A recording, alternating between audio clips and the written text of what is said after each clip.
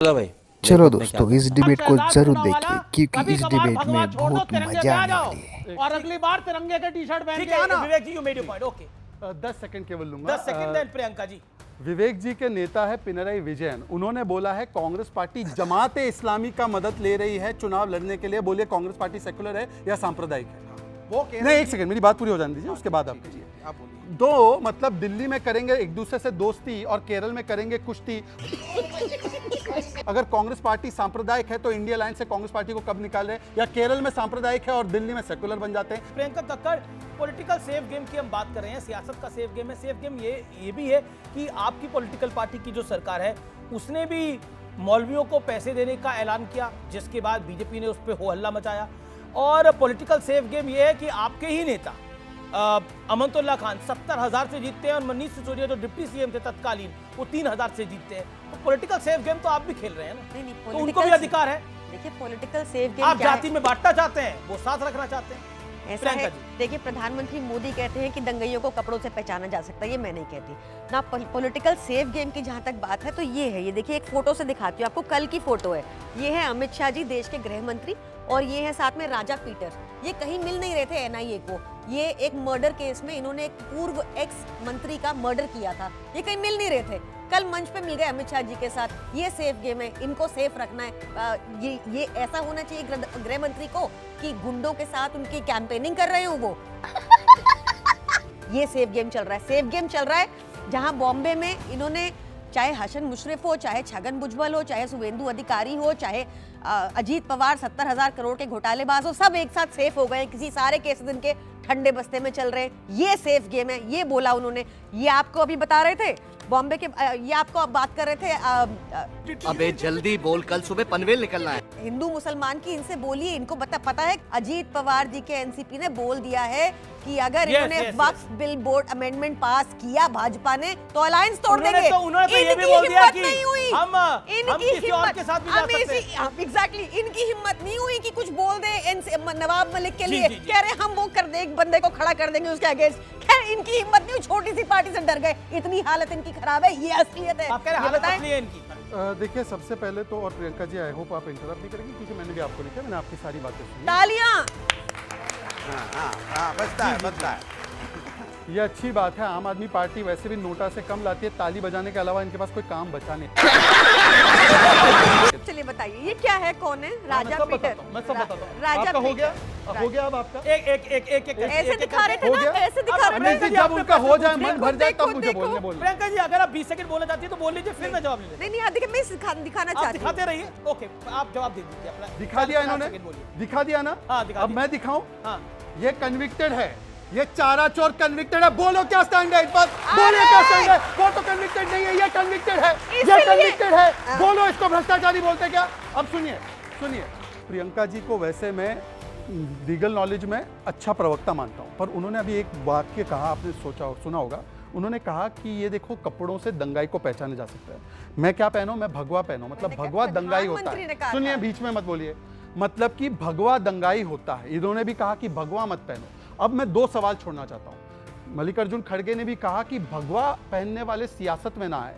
ये टोपी और जो टोपी पहन के, जालीदार टोपी पहन के आने वाले मौलाना सियासत में आ सकते हैं। और मुझे बता दीजिए, भगवा दंगाई होता है? भगवा पहनने वाला क्या सियासत में ना आए?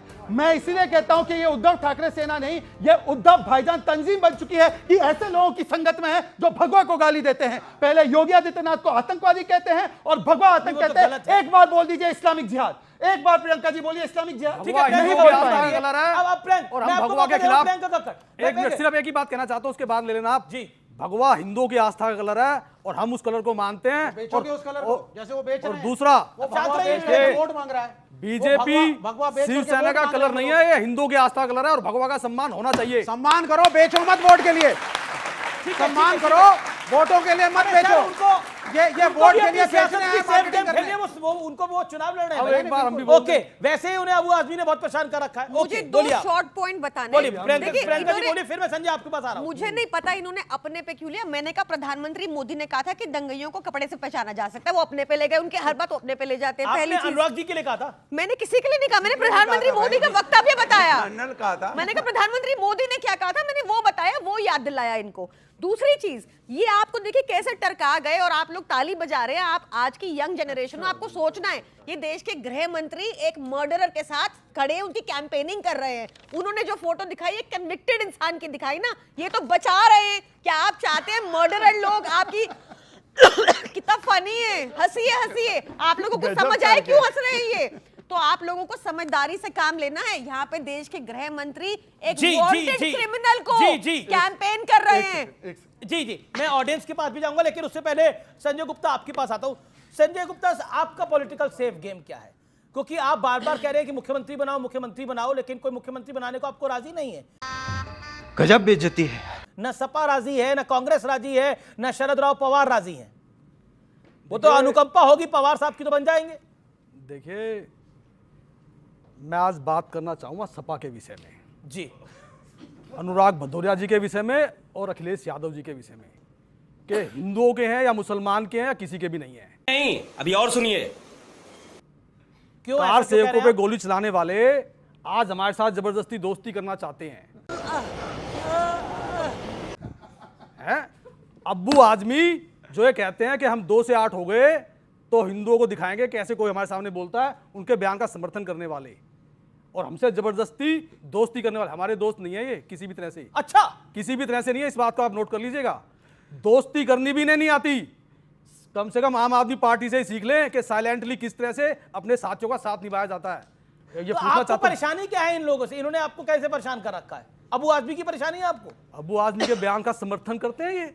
अबू आजमी तो तौकीर रजा के बयान का समर्थन करते हैं और तौकीर रजा के बयान का भी समर्थन करते हैं। ये चुप है साइलेंटली उसमें। मतलब किस तरह की राजनीति है ये? इन्होंने ना हिंदुओं की राजनीति की, ना मुसलमानों की राजनीति की, सिर्फ यादवों की राजनीति की। इसके अलावा कुछ भी किया इन्होंने तो आंकड़ा दे दे मेरे को। ये तो सारी पोल खोल रहा है, धागे खोल रहा है सारे आप लोगों के। ये गठबंधन में बोलिए एक भी चीज पर कोई आंकड़ा दे दे, एक भी। उद्धव ठाकरे नहीं सुनते हो तो छोड़ दो पार्टी। आप उद्धव ठाकरे भी नहीं पसंद तुमको। उद्धव जी ने कौन सा समर्थन दिया इनको? पार्टी भाई तुम शिंदे ग्रुप। उद्धव जी ने कौन सा समर्थन किया है? शिंदे के साथ कौन सी बात की है? जब इंडिया अलायंस लड़ रहा है, सपा उसका पार्ट है, कांग्रेस उसका पार्ट है, लेफ्ट उसका पार्ट है। आपके पेट में क्यों दर्द है भाई? गठबंधन होने से आपके पेट में दर्द बना जा रहा है। आपका नेता कह रहा है समाजवादी। मैं हिंदू और मुसलमानों की बात कर रहा हूँ। मैं हिंदू और मुसलमानों की बात कर रहा हूँ। आप बता दीजिए, आप हिंदुओं के नाम। अच्छा, आपको भी भगवा टी शर्ट से दिक्कत है क्या? नहीं, भगवा हमारी आस्था का कलर है। भगवा हमारा हिंदुओं का कलर है।